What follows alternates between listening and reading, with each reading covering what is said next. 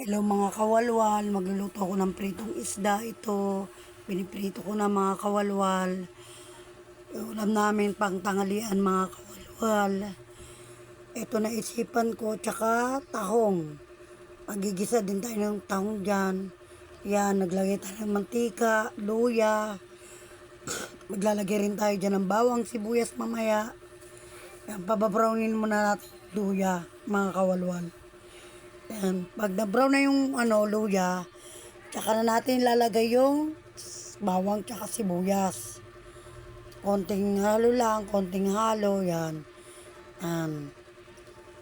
Tapos, maglalagay na tayo dyan. Naglagay na tayo ng bawang. Yan, sinunod sibuyas. Yan. Naglagay na tayo. Ingat-ingat sa usok, baka tayo sipunin. Ay, charot. Ganyan talaga ang buhay. Yan, pinapabrown natin para masarap. Yan. Kaya tayo, ulam-ulam din pag may time, tahong. Yan. Sarap nito, malimamnam. Kaya ito ulam, yan, lalagay na natin dyan yung tahong. Yan, sariwa yan mga kawalwal. Sobrang sariwa yung tahong na yan. Ayan, konting halo mga kawalwal. Saka tayo maglalagay dyan ng mga ingredient. Asin, yan, sili, yan. May prito tayong talong, tsaka pritong isda. Yan, sili, naglagay tayo dyan. Yan, pritong talong, tsaka isda. Yan, asin, naglagay tayo dyan, paminta. Naglalagay din tayo dyan mga kawalwal.